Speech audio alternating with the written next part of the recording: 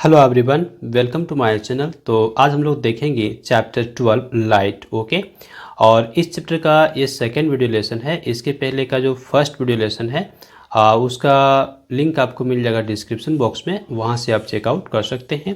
तो इस video lesson में हम लोग बात करेंगे फॉर्मेशन ऑफ इमेज, है ना। इमेज कैसे बन रहा होता है मिरर में, उसके बारे में हम लोग जानेंगे। तो यहाँ पे क्या कहता है, कहा गया है the laws of reflection. Laws of reflection के बारे में हम लोग पिछली वीडियो में बात कर लिए थे, है ना। The laws of reflection help us to understand the formation of the image of an object, okay, by mirrors. तो मिरर्स के हेल्प से जो इमेज बनता है किसी भी ऑब्जेक्ट का, वो हम कैसे समझ सकते हैं? तो वो हम समझ सकते हैं लॉज ऑफ रिफ्लेक्शन के हेल्प से। ठीक है, लॉज ऑफ रिफ्लेक्शन से हम समझ सकते हैं कि इमेज कैसे बनता है किसी भी ऑब्जेक्ट का किसी भी मिरर में। ये आप ध्यान रखिएगा। अब यहाँ पे सबसे पहले जो हमारे पास टॉपिक आ रहा है वो है formation of image by a plane mirror. Plane mirror के हेल्प से हमारा इमेज कैसे बन रहा होता है। तो आप यहाँ पे देखिए, हमको दिखाया गया है कैसे इमेज बन रहा होता है। यहाँ पे एक सोर्स ऑफ लाइट लिया गया है और इसका इमेज कहाँ पर बन रहा है, ये देखिए यहाँ पे बन रहा है।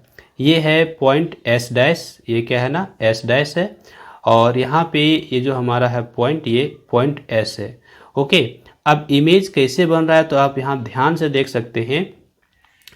किसी भी ऑब्जेक्ट का इमेज हमको बनाने के लिए हम क्या करते हैं ना, टू रेज को ड्रॉ करते हैं। तो यहाँ पर भी टू रेज को ड्रॉ किया गया है। आप देखिए, ये जो हमारा है ये है पहला एस ए, है ना, ये पहला रे है, ये एस ए।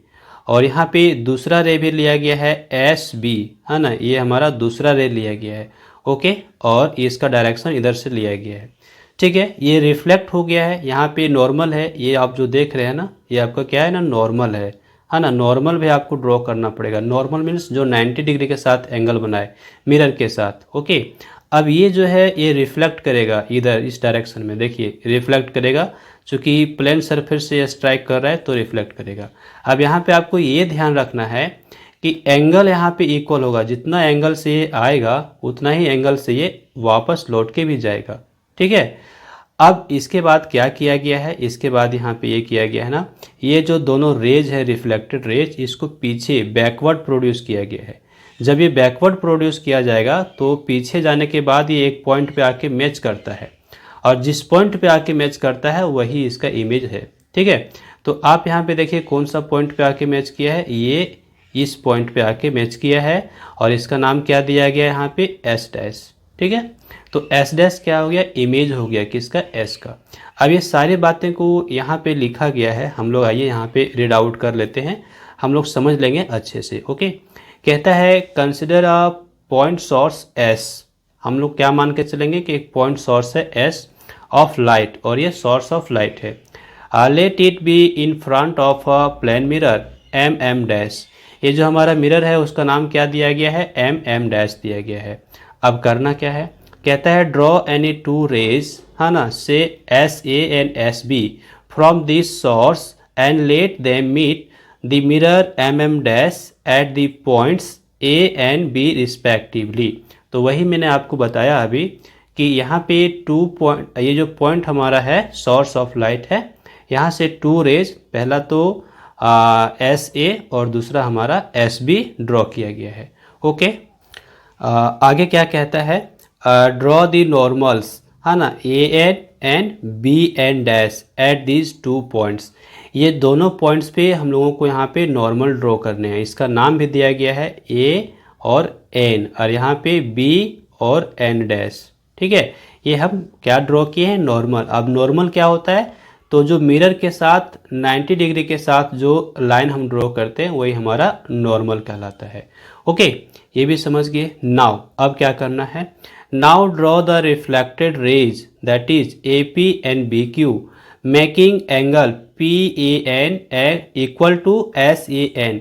ये दोनों इक्वल एंगल होंगे। यहाँ पे पी ए एन जो है ना, ये क्या है ना, आपका इंसिडेंट एंगल है, इसको हम लोग आई से भी दिखाते हैं। ठीक है, और दूसरा जो यहाँ पे एस ई एन है, ये क्या है, रिफ्लेक्टेड एंगल है।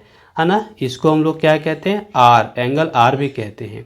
तो यहाँ पे आप देख सकते हैं ये एंगल आपको दिख रहा होगा, ठीक है, इस तरह से, और इधर से ये एंगल इधर से, ठीक है।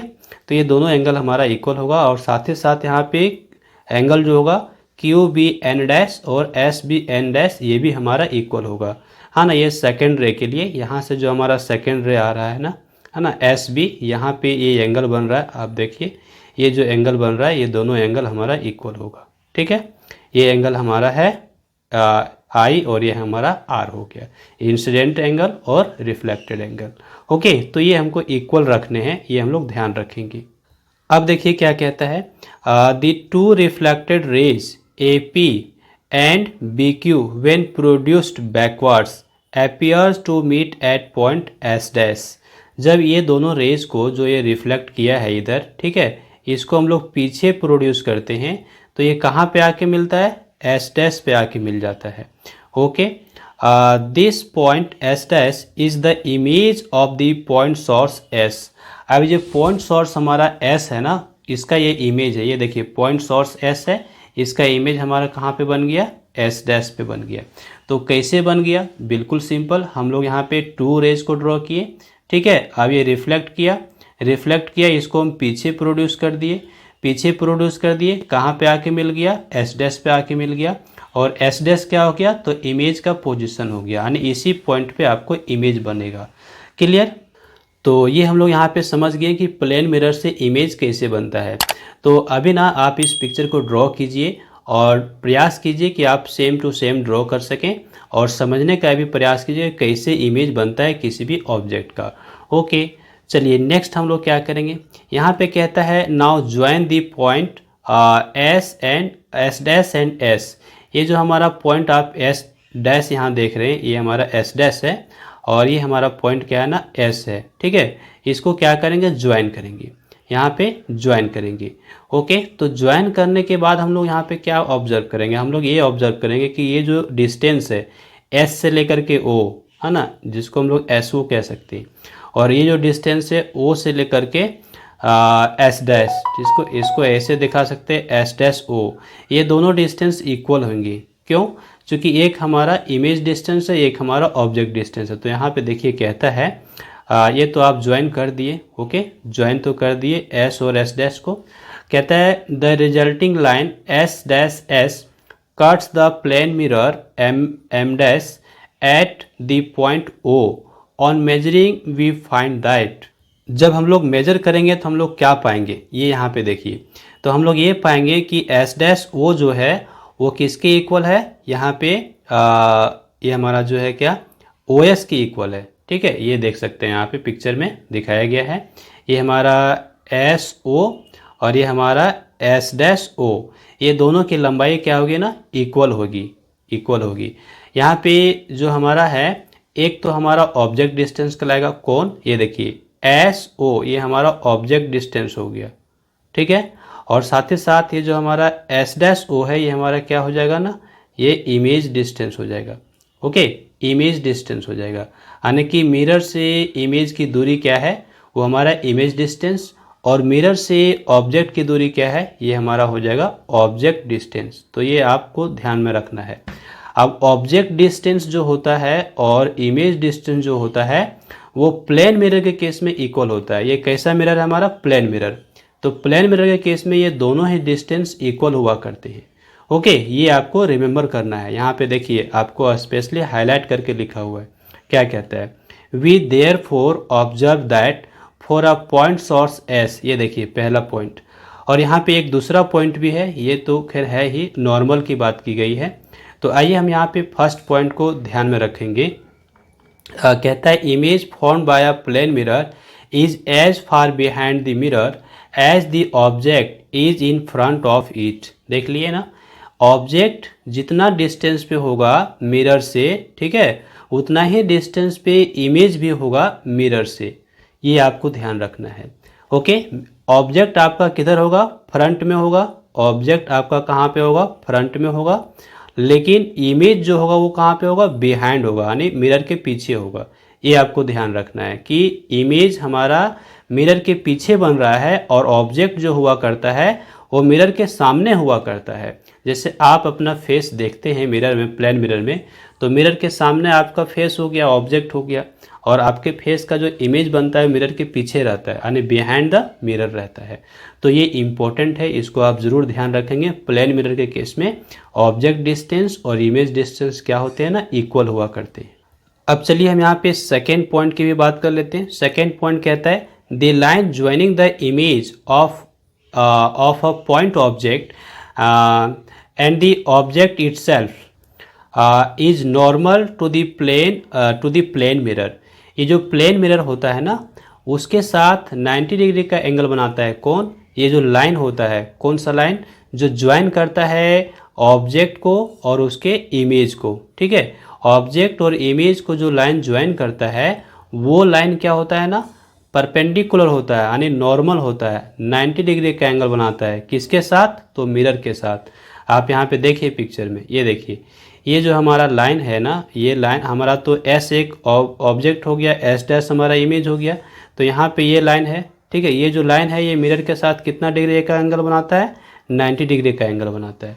तो यही कहा गया है कि ये क्या होता है ना, ये नॉर्मल होता है। किसके साथ? तो मिरर के साथ। ओके, तो ये पॉइंट बिल्कुल सिंपल था और यही बात को यहाँ पे रिपीट किया गया है फिर से।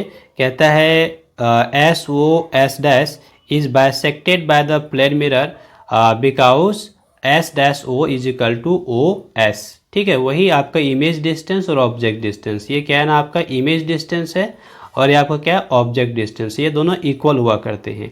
ओके, तो चलिए ये हमारा कंप्लीट हो गया। कैसे इमेज बनता है ये हमने देख लिया। अब थोड़ा सा यहाँ पे बात करते हैं। हमारे पास एक आता है वर्चुअल इमेज, है ना, और एक आता है रियल इमेज। ये दोनों क्या होते हैं इसके बारे में थोड़ा सा हम यहाँ पे जानकारी लेंगे। तो चलिए यहाँ पे पहले पैराग्राफ से हम लोग स्टार्ट कर देते हैं रीडिंग। और ये कहता है in the above case we found that the two reflected ray, है ना, AP and BQ were going away from each other after reflection by the plane mirror. They, however, appears to meet at point S dash when produced backwards. ये दोनों raise जो है ना, reflected ray, ये AP और BQ एक दूसरे से दूर जा रहे हैं, है ना, गोइंग अवे। ठीक है, अवे मतलब एक दूसरे से दूर जा रहे हैं और वो कभी कट नहीं करेंगे। जब उसको हम लोग क्या करते हैं ना, बैकवर्ड प्रोड्यूस करते हैं तो वो हमको पॉइंट एस डैश पे मिलता हुआ अपियर हो रहा है ना, appear to meet at point S dash, appear हो रहा है मिलता हुआ। ठीक है, the image S dash formed by a plane mirror is therefore not due to an actual intersection of the reflected rays. ये देखिए, ये जो इमेज आपका बना हुआ है ना पॉइंट एस डैश पे, वो एक्चुअल इंटरसेक्शन रिफ्लेक्टेड रे के एक्चुअल इंटरसेक्शन से नहीं बना है। ठीक है, ये आपको ध्यान रखना है। ये जो है ये अपीयर हो रहा है, it appears to be formed through the intersection of the reflected ray when produce backwards. जब इसको बैकवर्ड प्रोड्यूस किया गया है तब ये आपस में मिलते हुए नजर आ रहे हैं और उसके दौरान ये इमेज बना हुआ है। Such images are known as virtual images. तो इस तरह के जो इमेज बनते हैं उसको हम लोग क्या कहते हैं, वर्चुअल इमेजेस कहते हैं। अब आप यहाँ पे ये ध्यान रखिए कि जब एक्चुअल इंटरसेक्शन नहीं होगा किसका, रिफ्लेक्टेड रेज का, तब वो हमारा क्या कहलाएगा, वर्चुअल इमेज। बस आप केवल ये पॉइंट याद रखेंगे कि जहाँ पे एक्चुअल इंटरसेक्शन नहीं होगा या नहीं हो रहा है रिफ्लेक्टेड रे का, वहाँ पे हमारा वर्चुअल इमेज बना करता है। लेकिन अगर एक्चुअल इंटरसेक्शन हुआ, ठीक है, किसी किसी केस में आपका एक्चुअल इंटरसेक्शन होगा, वहाँ पे आपका क्या बनेगा, वहाँ पे आपका रियल इमेज बन जाएगा। ठीक है, अब रियल इमेज बनता किस में है, तो रियल इमेज बना करता है हमारा स्फेरिकल मिरर्स में। ठीक है, अब स्फेरिकल मिरर्स में कैसे बना करता है रियल इमेज, तो उसकी हम बात करेंगे अगले वीडियोज में, है ना। लेकिन अभी आपको ये ध्यान रखना है कि जब एक्चुअल इंटरसेक्शन नहीं हो रहा है, ओके, एक्चुअली इंटरसेक्ट नहीं करते हैं और वहाँ पे केवल अपीयर होता है, है ना, जब उसको हम लोग बैकवर्ड प्रोड्यूस करते हैं रिफ्लेक्टेड रे को, और उस कंडीशन में वो लगता है कि यहाँ पे आके मिलेगा, तो उसके द्वारा जो इमेज बन रहा होता है, तो इस सिचुएशन में जो इमेज बनता है उसको वर्चुअल इमेजेस कहते हैं। ये आपको ध्यान में रखना है। अब आइए यहाँ पे फिर से हम लोग के पास डेफिनेशन देता है, a virtual image is thus an image that appears to be formed through an apparent intersection of the reflected rays. There is no actual intersection of the reflected rays. देखिए स्पष्ट लिखा हुआ है कि यहाँ पे एक्चुअल इंटरसेक्शन नहीं होगा, no actual intersection of reflected ray. ठीक है, तो इसको हम क्या कहेंगे, वर्चुअल इमेज कहेंगे। अब चलिए रियल इमेज की भी बात कर लेते हैं। यहाँ पर कहता है by using appropriate that is spherical mirrors we can get an image that is form through an actual intersection. देखिए ये पॉइंट आपको याद रखना है, actual intersection of the reflected rays we call such an image as real image. Okay, तो चलिए ये हम लोग समझ गए कि क्या होता है रियल इमेज और क्या होता है वर्चुअल इमेज।